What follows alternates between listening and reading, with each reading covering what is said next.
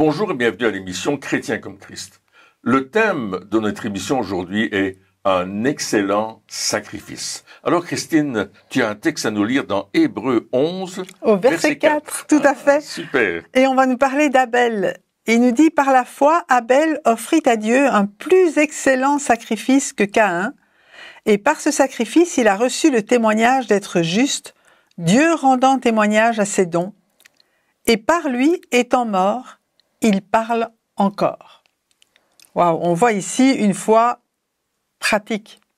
Oui, alors, moi, la question que je me pose quand même, c'est, bon, on connaît un petit peu l'histoire de Caïn et Abel. Caïn et Abel ont tous les deux offert un sacrifice à Dieu. Caïn, il a offert des fruits et légumes. Oui, c'est ça. Et Abel, lui, il a offert, un agneau, etc. Donc, moi, la question que je me pose, c'est comment est-ce qu'on peut dire que Abel a donné un meilleur sacrifice que Caïn, et surtout, pourquoi? Qu'est-ce qui justifie le fait qu'on puisse dire, ah ben tiens, celui-là il était bien et l'autre il était moins bien? Parce que tous les deux, c'était des sacrifices du fruit de leur labeur, finalement, vu que Caïn il était cultivateur et Abel il était éleveur, donc tous les deux ont donné quelque part ce qu'ils avaient. Alors, pourquoi l'un était bien et l'autre pas, finalement? Mais moi, ce que je dirais, dans ma manière d'interpréter les choses, c'est que Abel, il était sur la montagne où il y avait des collines pour ses brebis. Et il représente le côté céleste des choses. Tandis que Caïn, lui, il représente le côté terrestre des choses. Où, dans la manière de penser de la terre, on doit faire des choses pour plaire à Dieu. On doit faire quelque chose qui va plaire à Dieu. Et il avait cultivé la terre. Je suis persuadé qu'il avait cultivé avec amour, qu'il avait fait son meilleur. Et puis, quand il a eu tous ces fruits-là, il a dit, ceux-là, ça va plaire à Dieu. Je vais offrir ce sacrifice de légumes, de végétaux à Dieu. Tandis que Abel, lui, il a descendu de la montagne avec sa brebis. Il représente les choses célestes qui vont d'un coup venir sur la terre, et c'est déjà une préfiguration de l'œuvre de Jésus-Christ. Il y a déjà cette préfiguration qui est là, et où cet agneau qu'il va offrir en sacrifice, un agneau innocent, va représenter va déjà nous faire comprendre que il y a quelque chose qui va se passer au niveau d'un sacrifice de sang. Et c'est toute la différence. Et lui, il a compris cela. Et je crois que dans la culture dans laquelle il est, on enseignait ces choses. Et il y a donc cette image extraordinaire du céleste qui vient sur le terrestre pour justement apporter une solution. Mais on sait la suite de l'histoire. On sait que tout d'un coup, Caïn, il va pas accepter, il va dire non, moi je veux pas ça, c'est pas ce genre de sacrifice-là que je veux, ce que t'as fait là, ça ne me plaît pas, pourquoi est-ce que Dieu t'est favorable? Et là, il y a la jalousie qui va venir, il y a tout un scénario qui est en train de se mettre en place. Ouais. Je crois que quand on dit ici, c'est par la foi qu'Abel a offert ce sacrifice plus excellent, c'est parce que Abel a quand même écouté aussi la voix de Dieu. Quand on parle de foi dans ce que Dieu dit. Et on sait que quand Adam et Ève ont péché, eux aussi avaient essayé de se couvrir avec des feuilles, mais Dieu, lui, il a fait un sacrifice d'animal à ce moment-là pour couvrir leur péché. Donc il y avait aussi cette notion de pour couvrir le péché, c'était important d'avoir un sacrifice d'animal. Et je pense que Abel avait saisi cela. Non seulement, effectivement, il était berger, mais en même temps, il a offert à Dieu un sacrifice que Dieu lui-même avait offert au départ dans le passé, quoi. Et donc, quelque part, c'est comme si on est en train de dire que Caïn, quelque part, il a offert un sacrifice que lui avait envie d'offrir. Oui. Et Abel a offert un sacrifice que Dieu avait envie de recevoir. Et c'est un petit peu comme les cadeaux de Noël, des fois, ou Nouvel An, ou quoi que ce soit, ou quand on fait des cadeaux, où on offre à quelqu'un un cadeau qui nous fait plaisir à nous. Moi, je sais que j'ai un ami qui offrait à ses frères des vêtements qui étaient trop grands pour eux, mais à sa taille à lui. Et donc, eux, ils disent, ah, ben, je sais pas le mettre. Et lui dit, ah, c'est pas grave. je vais le prendre et je vais le mettre. Et finalement, il a acheté quelque chose pour lui, mais à offrir. Et donc, il faisait une pierre deux coups. Il faisait un cadeau et en même temps, il s'achetait quelque chose. Et c'est un peu ça l'idée, c'est-à-dire que au-delà du fait que Caïn avait cette vue terrestre des choses et que Abel, lui, avait plutôt cette vue parce que céleste, parce que le verset précédent, il parle justement des choses qui sont invisibles dans l'invisible et que on doit voir. Et donc c'est peut-être ça aussi de se dire mais Abel a cherché plus loin que juste les choses naturelles et il a été chercher la volonté de Dieu. Et c'est peut-être cette leçon-là justement qu'il nous enseigne encore aujourd'hui. Oui.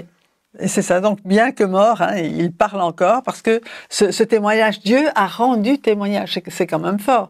Dieu a manifesté clairement qu'il approuvait le sacrifice d'Abel, c'est ça qu'il veut nous dire. Et alors c'est ça aussi qui a rendu Caïn jaloux. Il dit mais pourquoi tu n'acceptes pas mon sacrifice? Moi j'ai travaillé la terre, j'ai fait ça pour toi. Mais Abel, on pourrait dire mais ce sacrifice je l'ai offert par toi. Et ça aussi, ça fait toute la différence. C'est pour ça que c'est dit par la foi. Donc c'est ça. Donc donc la foi quelque part, parce que souvent quand on parle de la foi, on parle de croire quelque chose absolument. C'est vraiment le seul point, le grand point qu'on retient. Mais ici, la foi, elle cherche aussi, premièrement, la volonté de Dieu. C'est ça. Et elle se base là-dessus quelque part pour être efficace. Parce que, ou sinon, si la foi sans la volonté de Dieu, ça devient juste une espèce de prétexte ou de quelque chose de se convaincre de quelque chose pour et d'utiliser Dieu quelque part pour faire ce que nous on a envie. Tandis que la foi se base sur la volonté de Dieu. Et c'est pour ça qu'il est dit que Abel, il a fait ça par la foi. C'est-à-dire, dans notre conception des choses, la foi, ça veut dire faire confiance à Dieu, etc. Mais ici, par la foi, ça veut dire quoi? Ça veut dire que Abel n'a pas dû chercher après une brebis. Il en avait déjà une. Il n'a pas dû prier pour que Dieu pourvoie une brebis. Il l'avait déjà. Donc, alors pourquoi est-ce qu'on dit par la foi, Abel, il a offert un sacrifice plus excellent? Comment est-ce qu'on peut dire ça justement? Mais Abel a cru que Dieu allait répondre favorablement. Abel avait une confiance totale en Dieu. Il avait une confiance totale que ce sacrifice allait plaire à Dieu. Et il a simplement obéi à ce qu'il avait appris peut-être à travers, comme tu disais, Adam et Ève, où là on couvrait le péché par ce costume que Dieu avait fait en tuant un animal innocent, encore une fois. Et là, encore une fois, justement, Abel va dire, mais je crois que Dieu, il passe par ce moyen-là, par le moyen du sacrifice d'un animal innocent pour venir me justifier.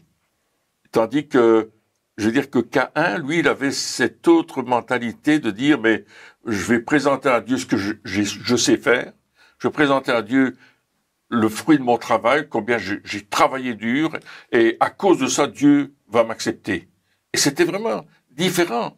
L'un disait, je vais offrir cet animal-là qui n'a rien fait à personne, mais qui est innocent, et je vais le sacrifier, parce que je sais que ça plaît à Dieu. Tandis que l'autre côté, avec Caïn, lui, il a dit, Seigneur, tu vois ce que j'ai fait là? Tu dois m'être favorable. Et tandis que Abel, lui, il disait pas, waouh, tu dois m'être favorable parce que j'ai élevé ces moutons-là. Il dit, non, je t'offre un de mes moutons. Je prends un de mes moutons. Je te l'offre en sacrifice. Et je sais que ça va te plaire et que tu vas m'apporter quelque chose de particulier dans ma vie. Donc, on est en train aussi de parler de l'attitude, alors. On parle aussi de l'attitude, mais ce qui me fait penser, les agneaux, un berger, il aime ses agneaux.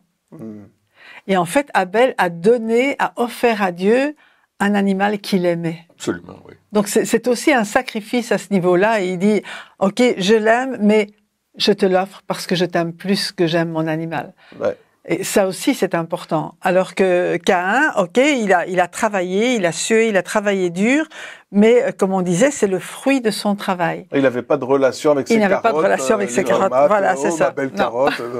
C'est ça. Donc ici, c'est ça. Il y a ce sacrifice. Donc, ce qui nous fait dire aussi que la foi peut nous pousser à faire des sacrifices. Oui, oui.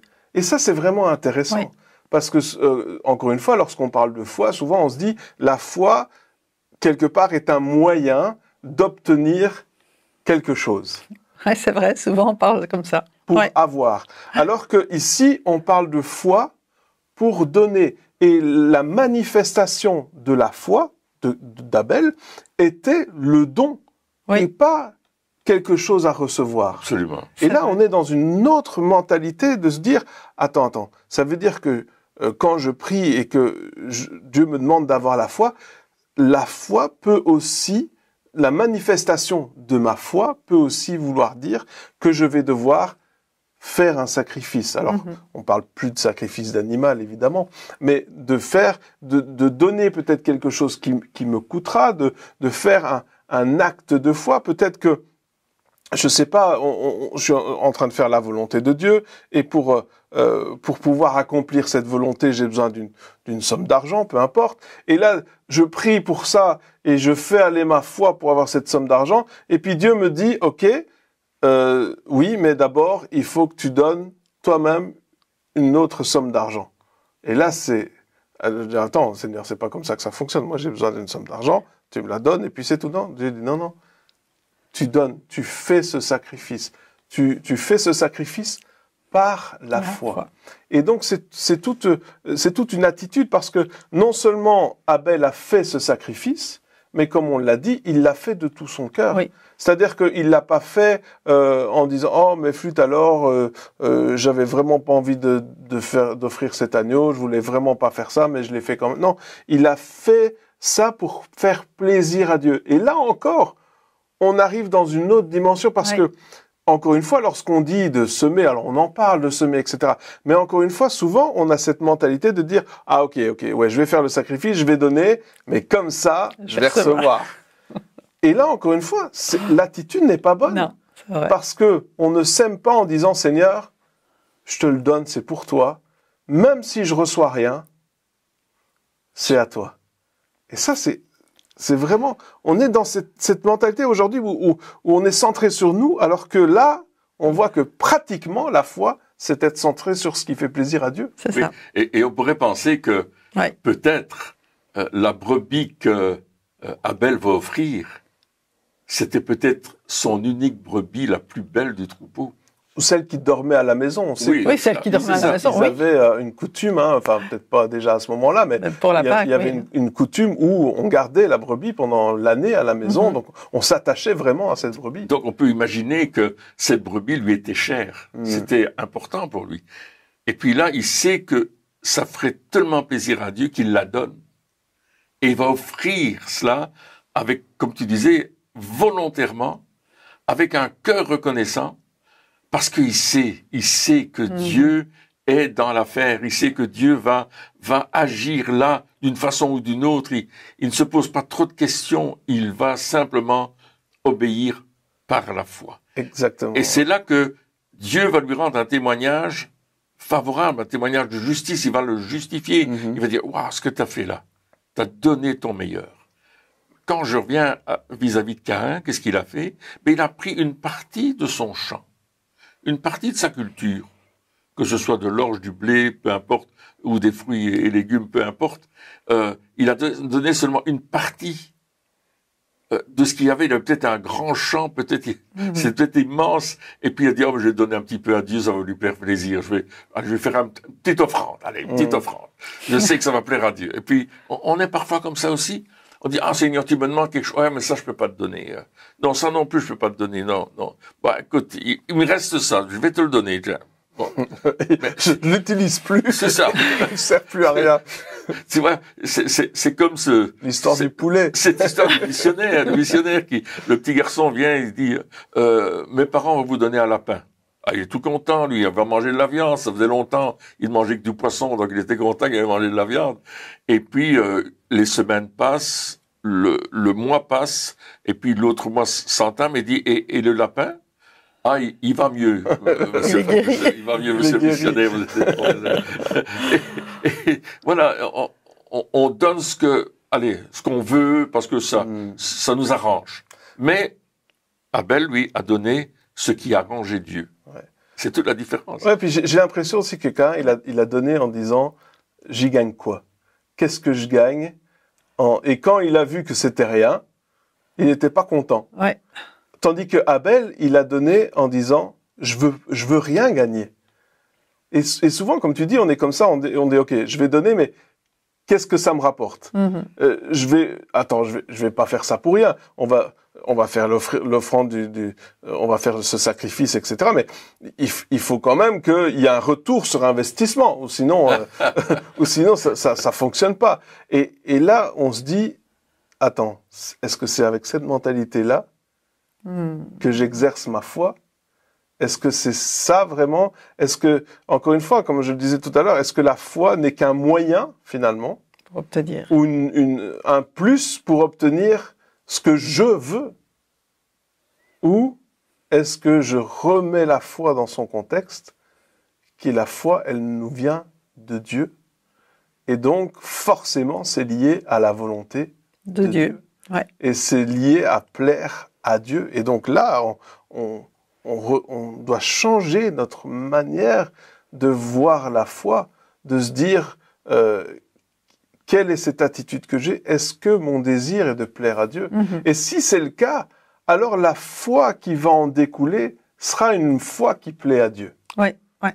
Et c'est ça aussi la différence. Et c'est pourquoi il est question non seulement de justice ou de justifier, mais d'avoir une attitude juste. En fait, c'est ça. L'attitude d'Abel était une attitude que Dieu a qualifiée de juste. Il a fait ce qui était bien, il a fait ce qui était juste aux yeux de Dieu. Ça me fait penser à Jésus quand il a été baptisé par Jean-Baptiste, qui ne voulait pas le baptiser parce qu'il trouvait ça pas normal puisque Jésus n'avait pas péché. Mais Jésus a dit, mais il est convenable que nous accomplissions ainsi tout ce qui est juste. Tu comprends pas pourquoi, mais c'est la justice de Dieu qui s'accomplit. Et ici, en offrant cette brebis ou cet agneau, eh bien, il a vraiment accompli ce que Dieu voulait et qui faisait partie de la justice de Dieu. Et cette justice, justement, qui est d'offrir un agneau sans tache pour notre péché. Avant même qu'il y ait tout ce protocole. Voilà, c'est ça. Mais qui préfigure Jésus quand même déjà maintenant pour nous rendre favorables et justes devant Dieu. Ben, l'agneau de Dieu a versé son sang. Et cet agneau qu'Abel a offert préfigure déjà le sacrifice de Jésus. Et c'est ça. Abel participait, je vais dire, à la manifestation de la justice de Dieu. Oui, c'est ça, et c'est la foi qui l'a poussé à faire. Et c'est la foi qui l'a poussé à faire cela. C'est pas, il l'a pas fait pour obtenir la foi ou pour marquer quelque chose. La foi, elle pousse à l'action. C'est pas juste ici, on parle pas d'un sacrifice, on parle d'un sacrifice excellent. Oui. Donc c'est comme si Dieu dit non, je veux pas un sacrifice, je veux un sacrifice excellent. Je veux pas juste que tu me donnes un petit peu, je veux que tu me donnes tout. Ça m'intéresse pas les restes. Je veux tout de toi. C'est ça aussi. Et la question qu'on doit se poser nous-mêmes, c'est est-ce que je suis prêt à lui donner tout?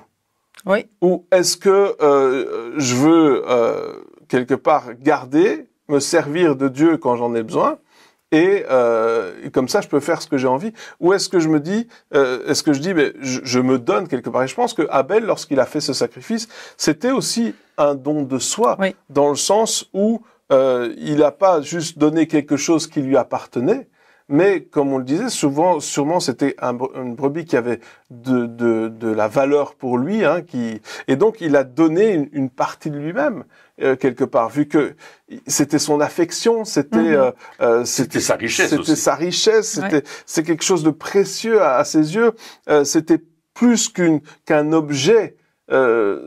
Qui avait un peu de valeur, mais c'était quelque chose qui n'avait pas de prix. Et de la même manière, est-ce que moi je me dis dans ma vie de tous les jours, est-ce que je suis prêt à donner tout à Dieu? Est-ce que par la foi, c'est-à-dire par cette confiance en Dieu, par le fait que je m'approche de Dieu et que je le connais, est-ce que je suis prêt à déposer quelque part ma vie en disant, je te la donne, elle est à toi, et pas simplement avec des mots, mais avec des actes concrets, parce que c'est ça aussi le sacrifice, la foi, sans les œuvres, sans les actes, elle sert à rien. On peut croire tout ce qu'on veut, tant qu'on ne fait pas quelque chose en fonction de ce qu'on croit, ça change rien à ma vie. Ça change rien à ma vie, ça change rien à la vie de ceux qui sont autour de moi.